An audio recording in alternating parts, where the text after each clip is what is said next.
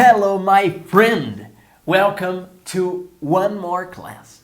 And today we're going to study the expansion of the English language. How did English get worldwide? How was the British colonization? How was the spread of this language all over the world? We're going to study geography too. We're going to study history. And we're going to see that English has become a global language. And when this phenomenon happens, the language doesn't belong to its origin anymore.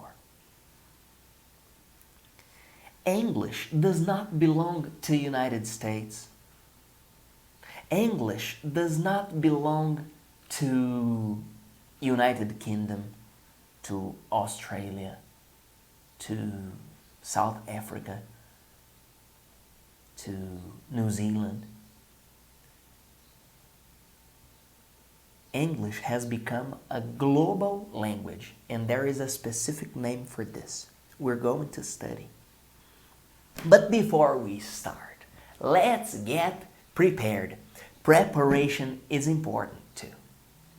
Let's first release our body.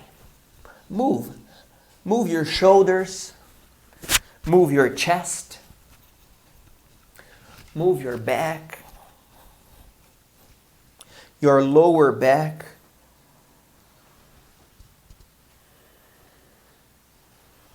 move your hip. You see that I'm working the body language with you now. Move your hip. Move your legs. Touch your knees.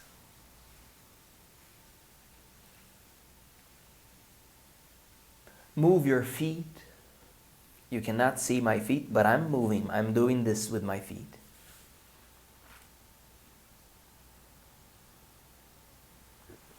Let's close and open our hands.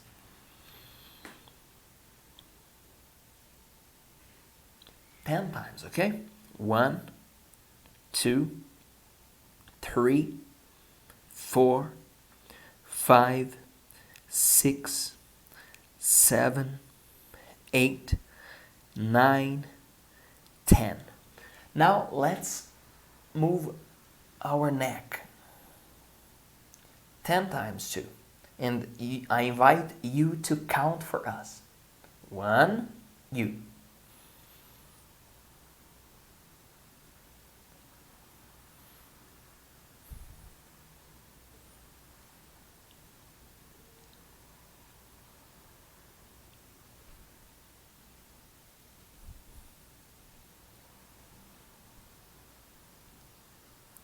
All right, now like this.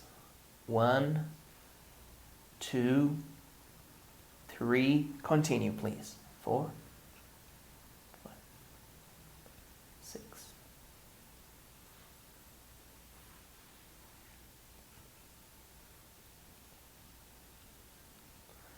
All right. Now let's breathe. Why do we do it? Because I need your concentration during our classes. And when we do these movements with our body, with our breath, we're getting more focused. I want to see you learning English. I want to see you speaking English. And your concentration is basic to get to this goal.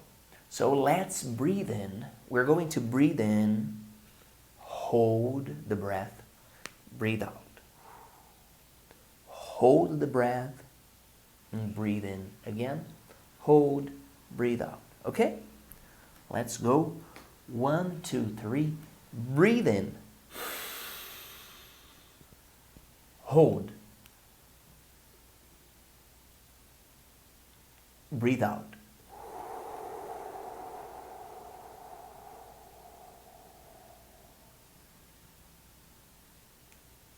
1, 2, 3.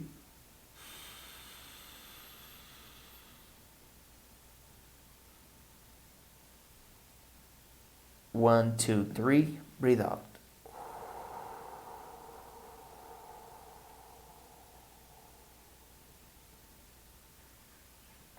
Relax the muscles of your face.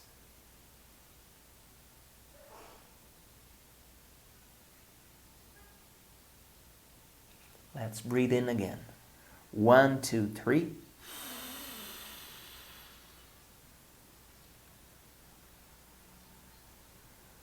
Breathe out.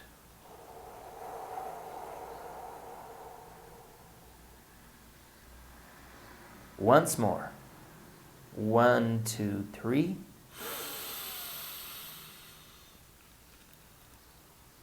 Hold. Breathe out.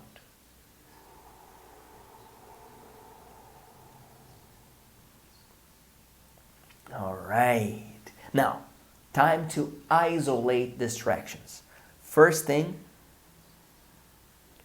cell phone on flight mode.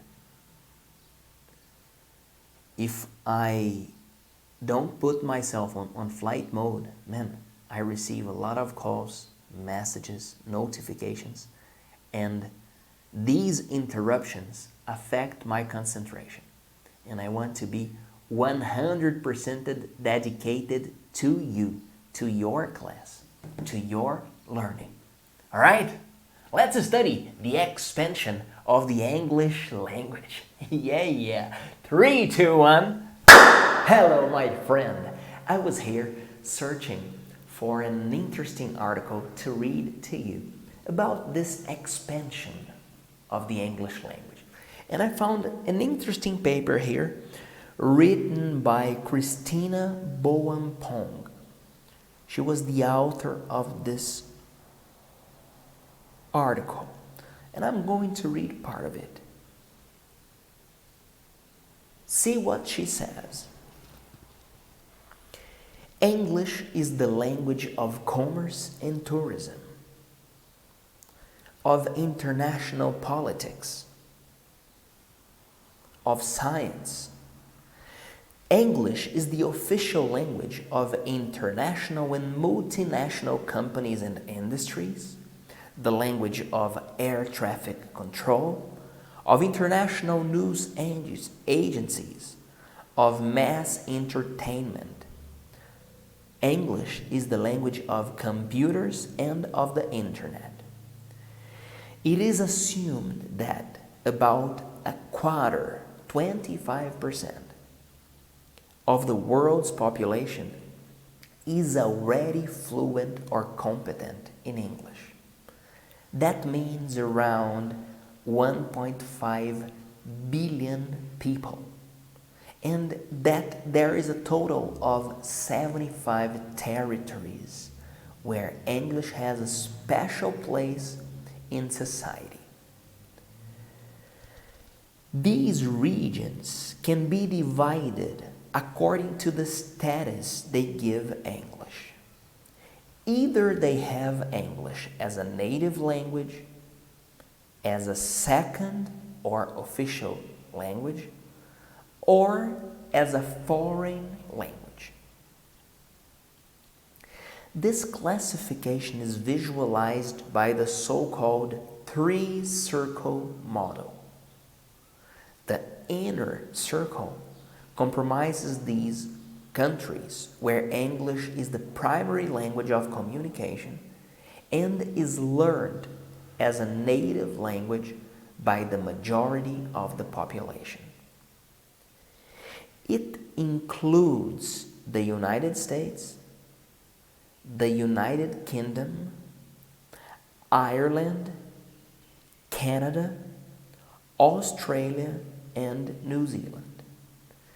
The outer circle represents the countries where English plays an important role in a non-native setting.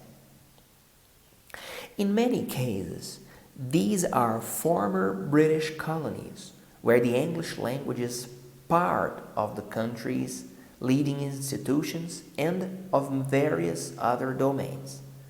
This circle includes India, Malawi, Singapore, and 50 other territories. The expanding circle involves those countries in which English is learned as a lingua franca by many people. These countries neither have a history of colonization nor have they given English any administrative status.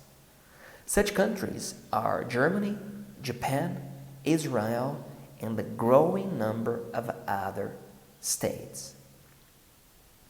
We, Brazil, we are included in this third category.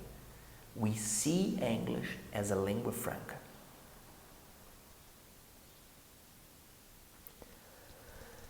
The division of global spreading of English has 4 phases.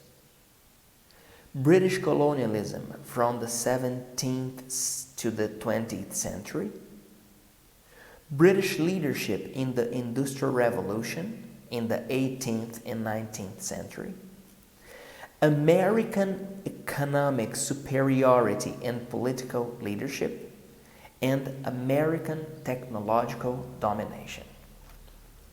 So here we have key moments in the English language spread around the world. Key moments: British colonization in the 16th and 17th century. Great Britain was colonizing different territories, colonized Australia, New Zealand, Ireland, United States of America. 2.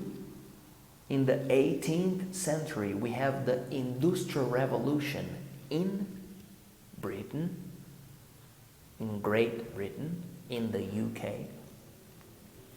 And then in the 20th century, which means 1901 until the year 2000, this is the 20th century, we have American influence,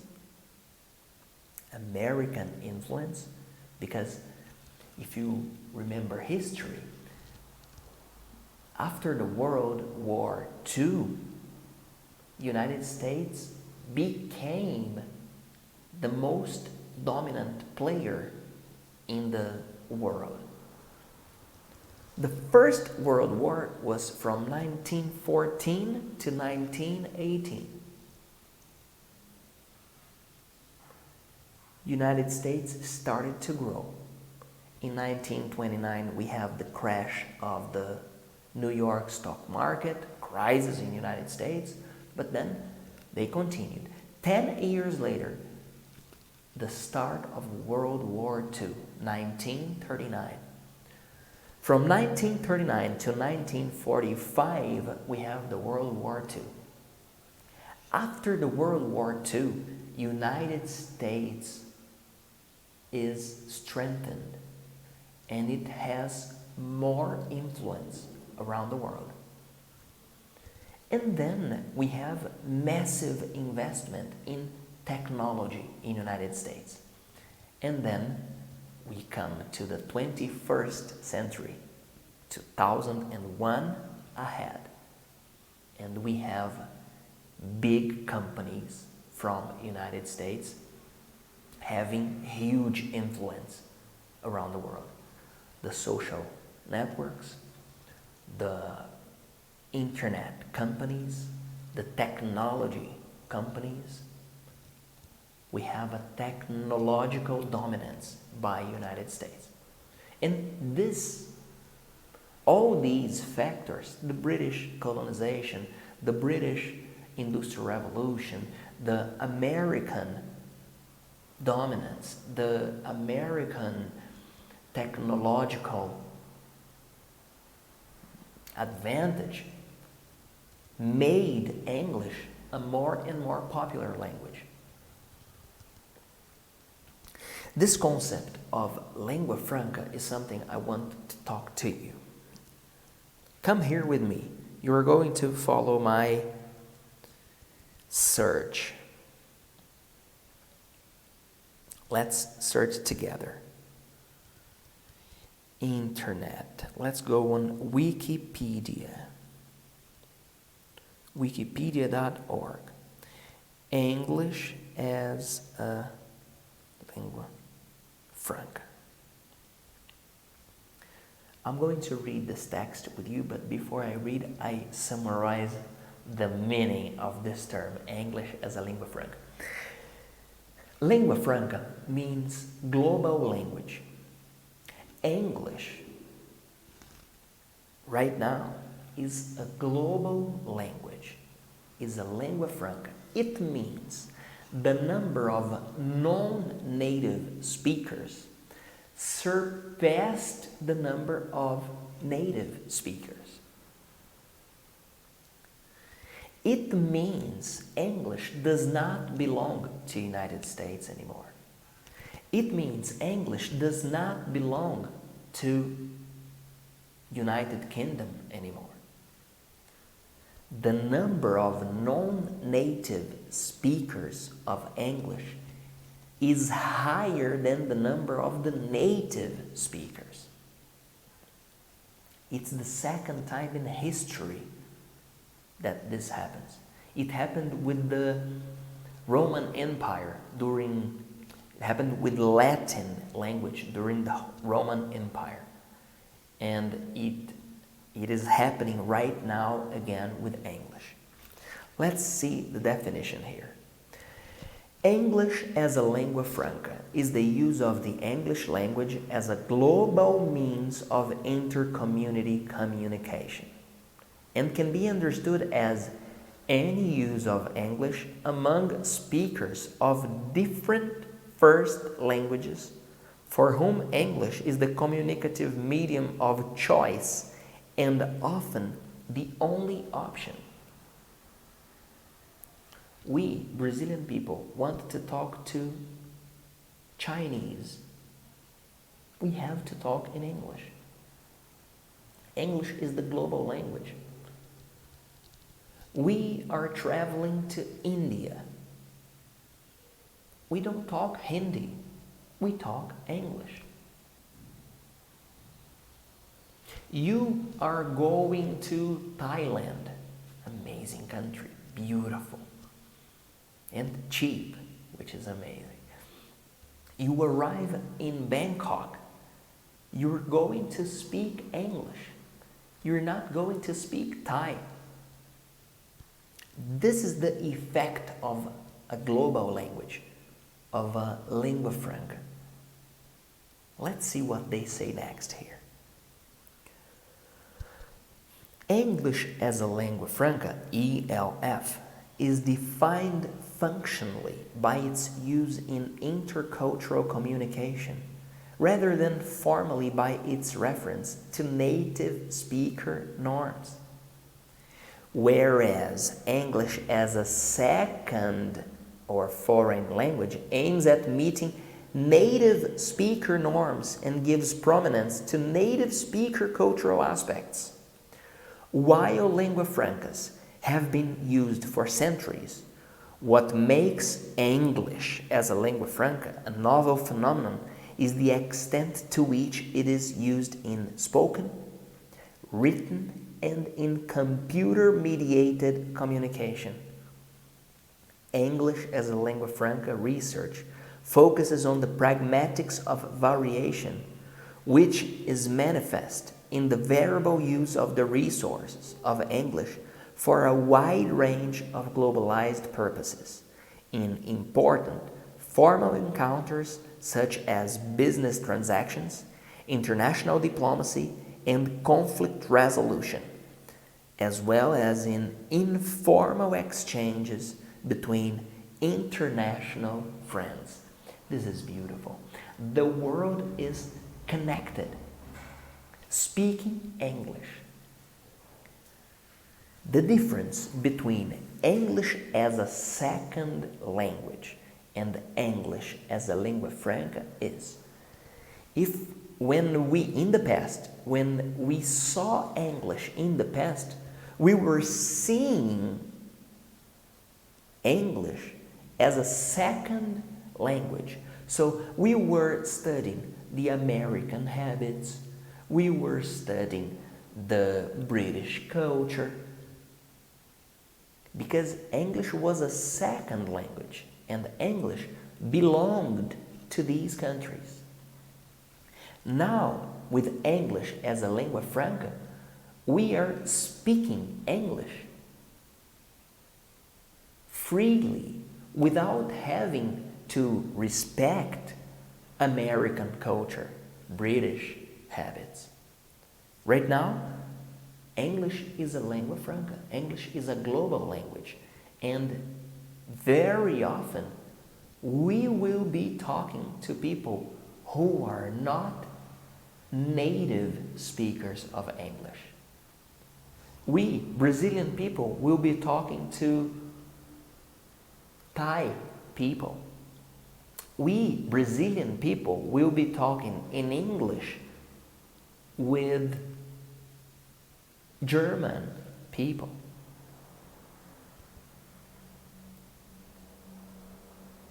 Do you understand?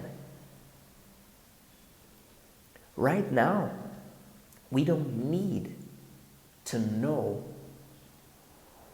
specific details about the native speakers. We can study if we are interested in the American culture, in the British history. Excellent, fine, fantastic. But we don't have to respect or to follow their culture or their habits. This is the difference between English as a second language and English as a lingua franca, as a global language. Right now, English is global. I'm going to show you with the map.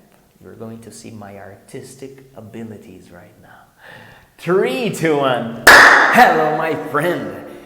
Now we're going to study geopolitics, geography, politics, international commerce. I'm feeling like you are an international relations student.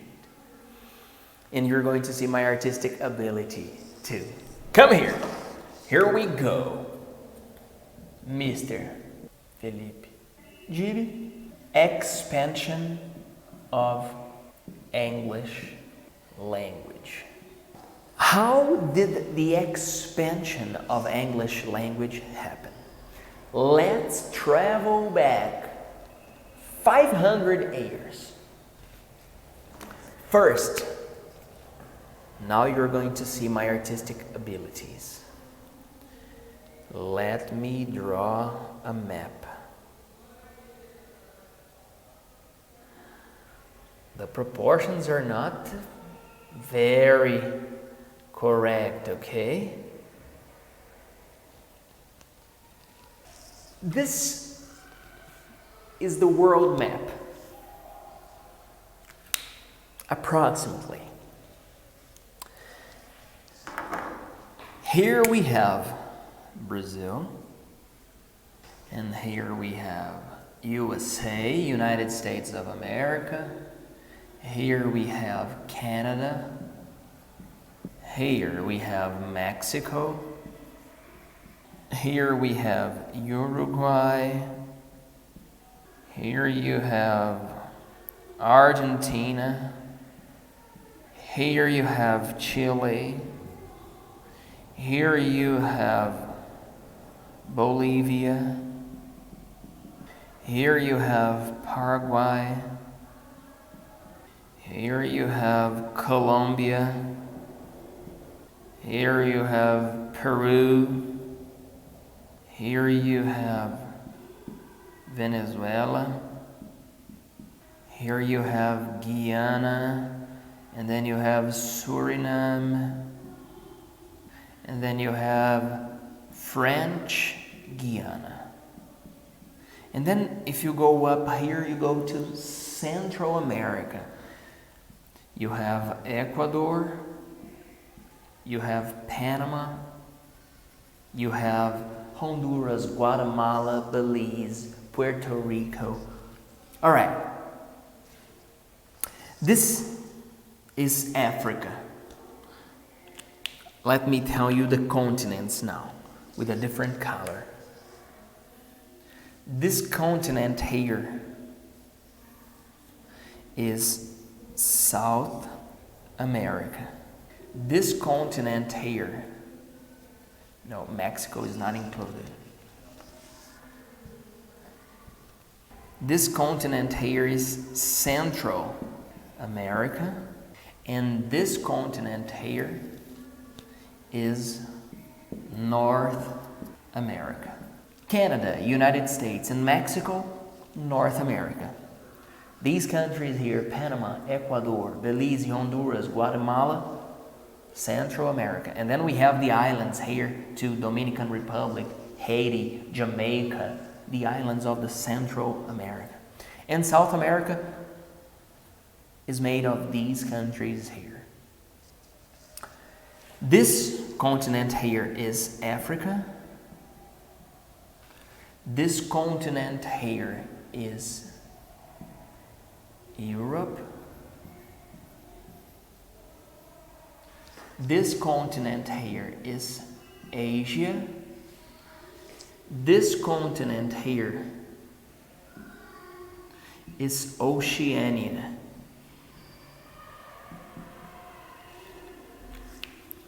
If you go down here, you have Antarctica in the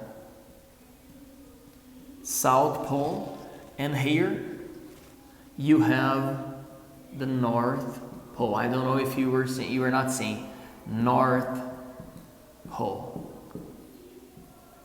North Pole, South Pole, Antarctica here in the south, and these are the continents. What are the relevant countries for English expansion? The relevant countries that we're going to study today. I'm going to show you some relevant countries for the story of today. My God, my Europe is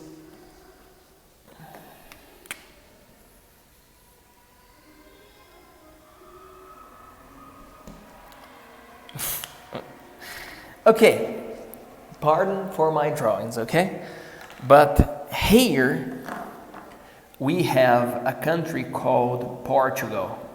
Here we have a country called Spain. And then we have France, and then we have Germany.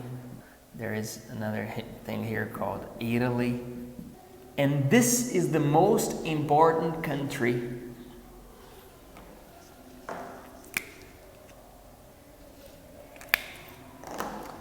which is England. This is where the United Kingdom is, England. Here we have Ireland. This country here is called Saudi Arabia, not very important now. This is India, important for this class. Around here we have China. Around here we have Russia. This Australia, very important for this class because has English as a mother language. And here New Zealand, a country made of 2 islands, super developed. Amazing place. I had the blessing, the privilege to live there. And this is Indonesia, one of the most populated countries in the world. Indonesia is a lot of islands. This is Japan. Now, what happened to English? Why did English spread around the world? It all started with Portugal and Spain. These 2 boys here were exploring the seas in the 15th century. 15th century. There is a country in the world that was discovered in the year of 1500. Portuguese boats arrived, they saw land and they say, wow, I can see one land. They arrive, they call the people Indians, and they say, we have discovered this country. This is the flag of Portugal. This country here belongs to Portugal. And they started to teach Portuguese to these people. The country is called Brazil. In 1500, Portugal discovered Brazil. Some people comment that they were trying to do this to arrive in India. That's why they called our Aboriginal people Indians. But no, they were trying to discover new lands. And they discovered this rich country called Brazil. All right, and they started to colonize these places. Spain was colonizing all the other countries. That's why they speak Spanish in Venezuela, in Guyana, in Colombia, in Peru, in Argentina, in Chile, in Uruguay. Portugal explored Brazil. That's why we speak Portuguese. Portugal also colonized countries in Africa, Angola, Mozambique. All right, they were exploring, and the neighbors, France, Germany, England, and there is a country here called Netherlands or Holland. These guys watched Portugal and Spain growing, exploring these new territories, exploring gold, exploring production. And they asked themselves, if they can, why can't we? And they started to explore the seas. We have 15th and 16th century dominated by Portugal and Spain, and we have 17th and 18th century dominated by England and France. They started to colonize countries. That's why they came to this place here called United States of America.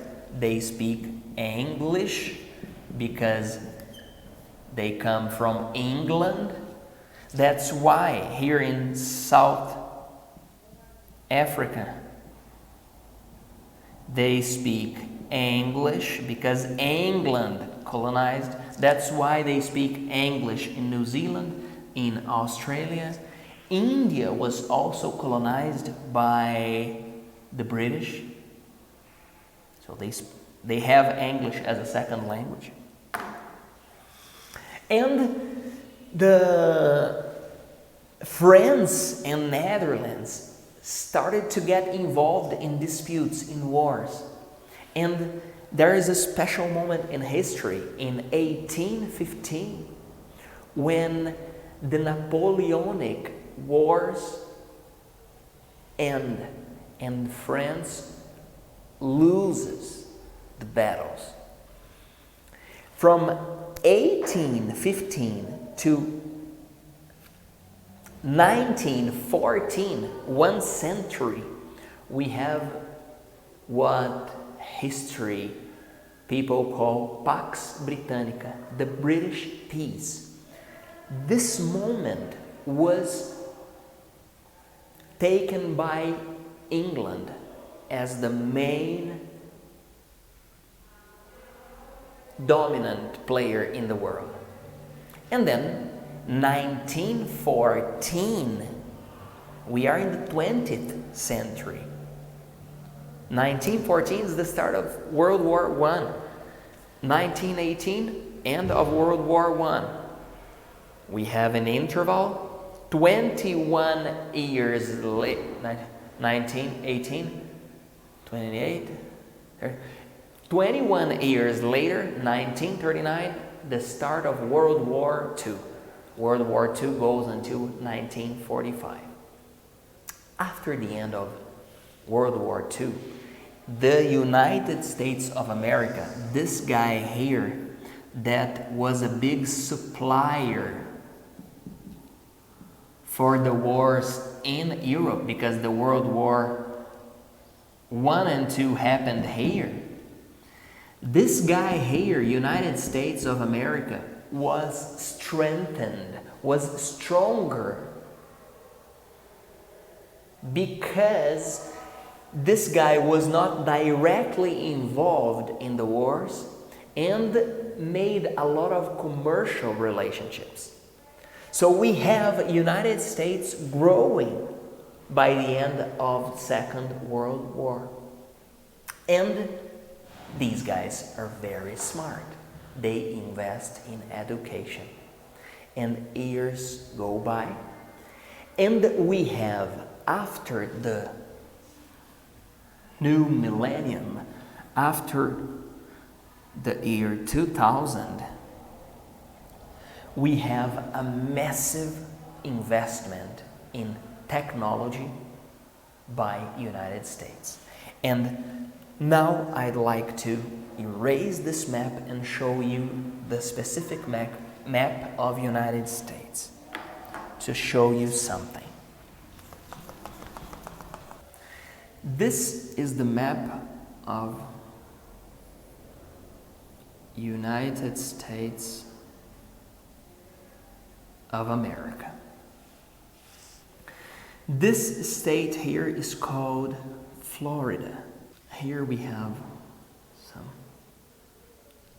Here are the Great Lakes. Here is Canada.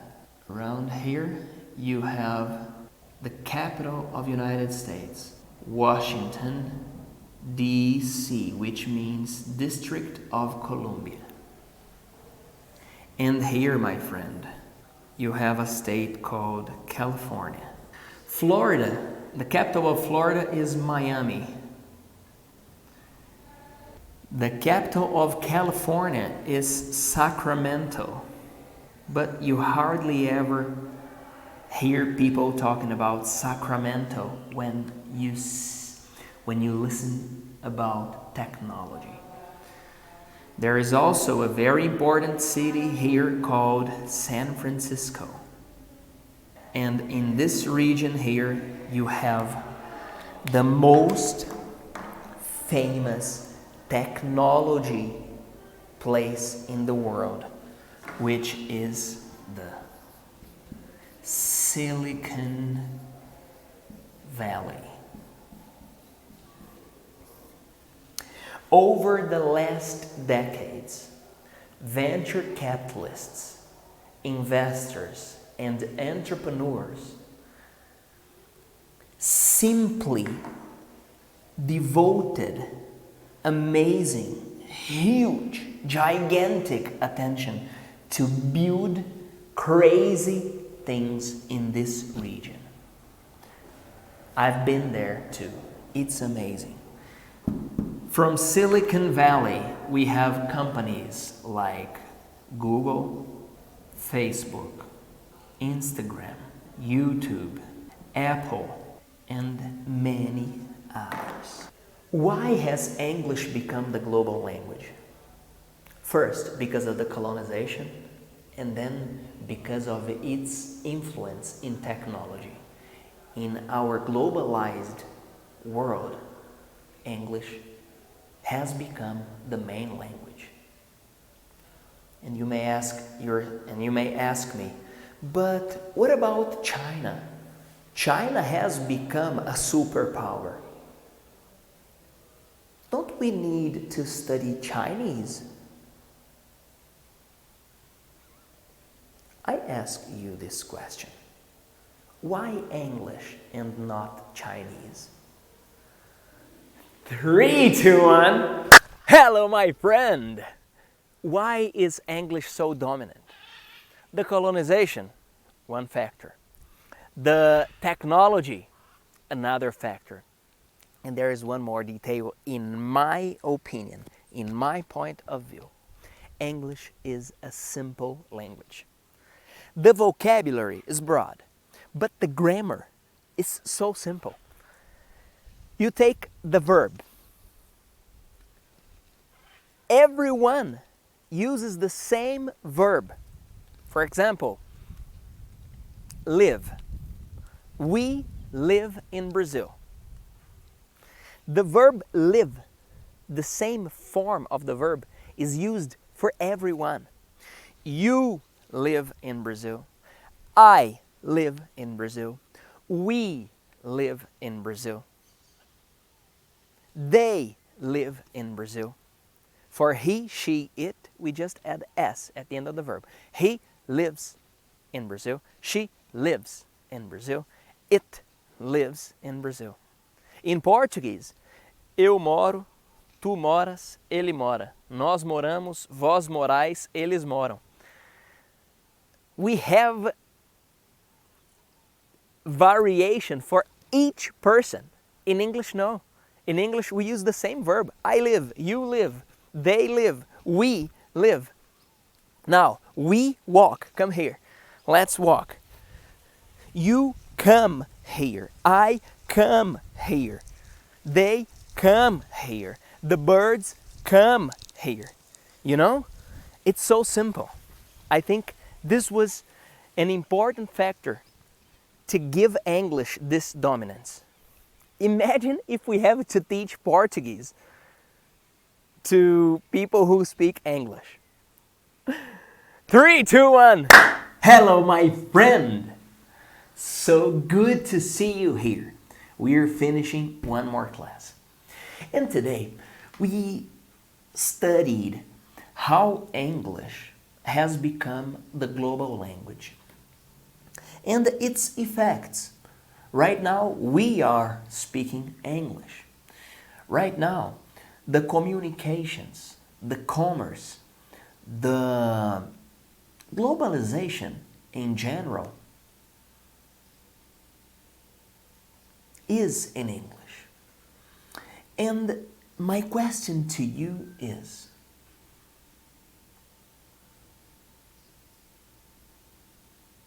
what's the future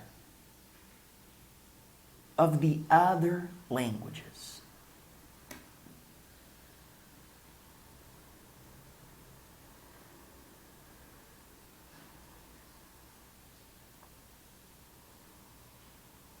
What's the future of countries that are adopting English as their first language?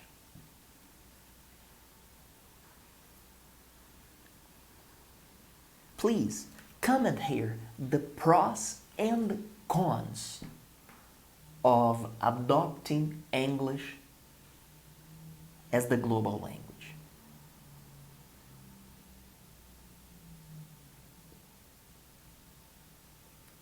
Okay, so good to see you here. At this point, I am very happy because I know you are growing. I know you are progressing. Thank you very much. I am Felipe Gibi. See you next class.